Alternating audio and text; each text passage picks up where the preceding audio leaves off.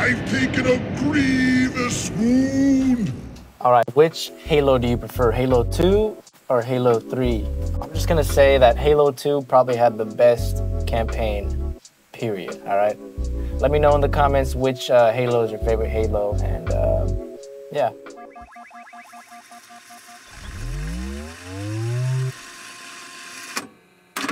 So you must like the genre of chill house, or otherwise known as lo-fi house. I've been in love with house for a very long time. I just love the vibe of it, and it's actually very, very fun. So I'm gonna show you guys how I would make a chill house slash lo-fi house type of beat.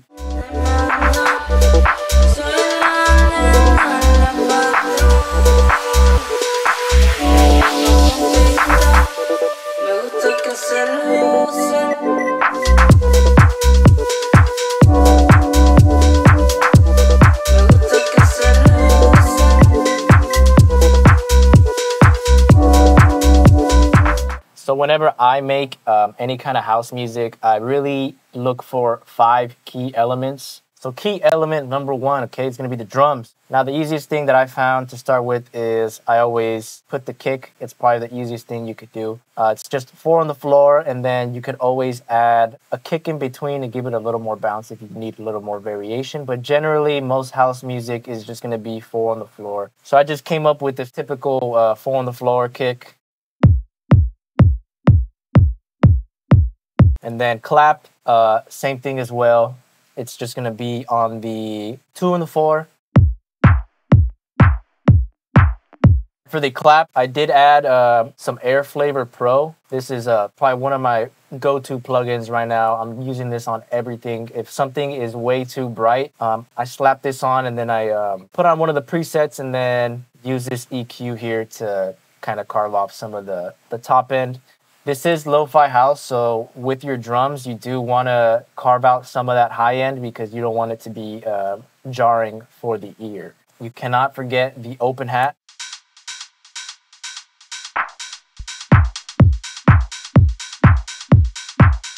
So now this is where we want to start looking for some percussion loops, some shakers, stuff like that. What I like to do is I find a loop, and then I chop it up, I get the best parts out of it, and then I'll just put that only in specific parts. So this is one of the perk hits that I found on Splice.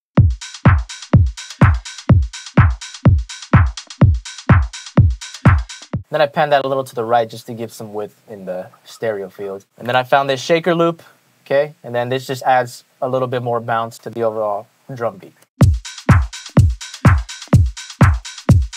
And then I found this hi-hat sizzle. It's kind of like a white noise.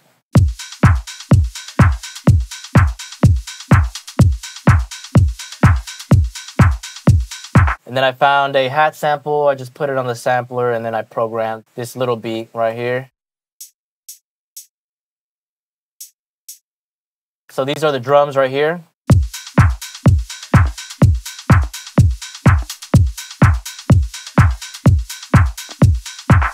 So that is our drums. So on to key element number 2, and it's gonna be the bass line, okay? Now this is fundamentally one of the bigger and more important parts of any house track, okay? This is what keeps the people grooving, and this is what creates that rhythm, okay? The bass is what kind of gets you moving around, all right? Generally with a bass, I use Serum. The preset that I'm using is called ELS Bass Chunks, and it sounds something like this.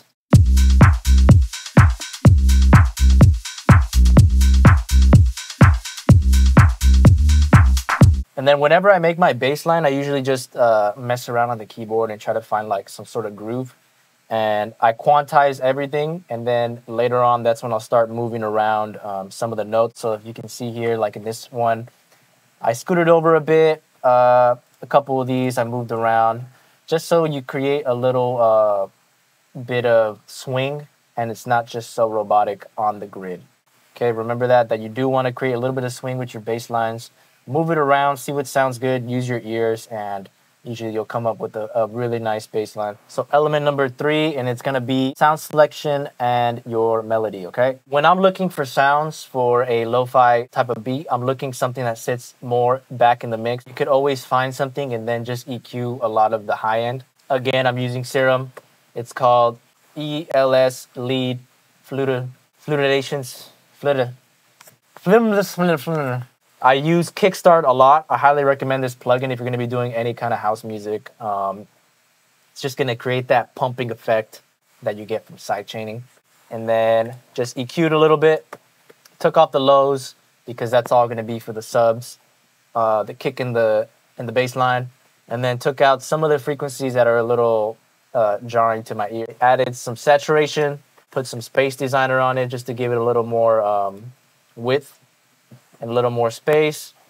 I put another EQ because it does add some frequency, so I cut up a good amount at 390 and then again at 10K on the high end. I added some de-esser because I found that there was a couple frequencies that were just hurting my ear, so I found those frequencies, used the de-esser from Waves. It's really awesome. This is the melody that I kind of created.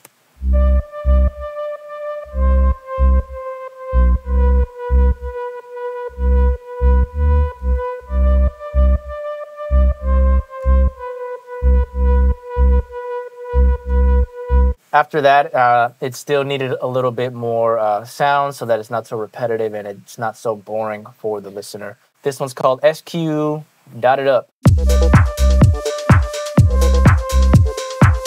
And then here's a little pro tip.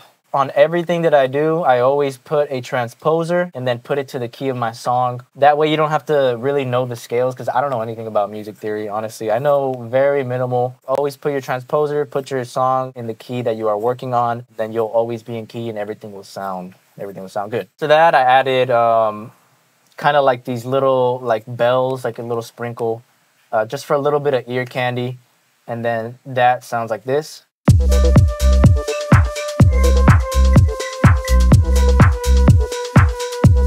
And then for that, I cut off a huge amount of the high end and then the low end. So it's literally just this little pocket that it just sits in the frequency. I felt like it needed some sort of like chords or something.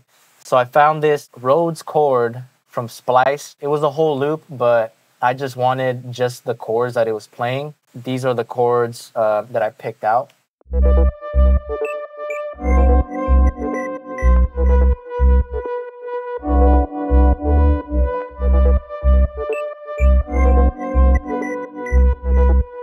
And it just adds to the overall vibe, okay? Because I'm trying to create something chill, something that you could just listen to on a midnight car ride. And that's the kind of music that I love to make, man. And then the last thing for the sound selection, I found this very nice Spanish vocal sample from Splice. This will be the final part to the sounds that I'll be picking for this track.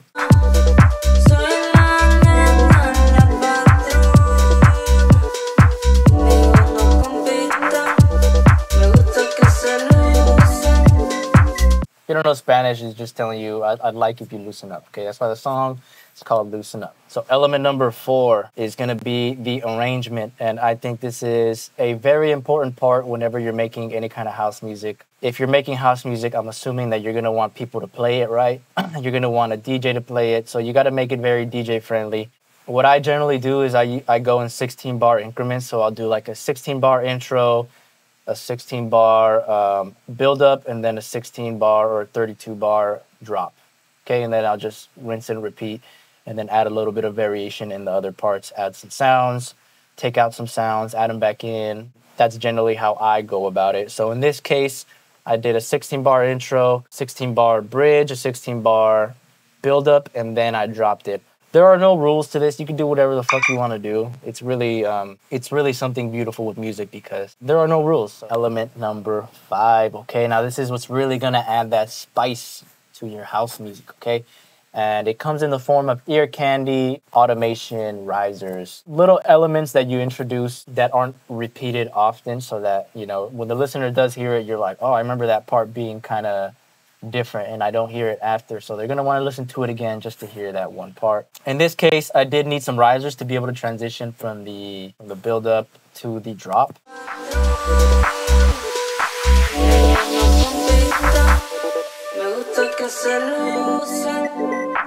Again, use your ears, do whatever you feel like doing, whatever sounds good to you. At the end of the day, you're making music for yourself, and putting it out there for other people to enjoy. That's kind of how I do it.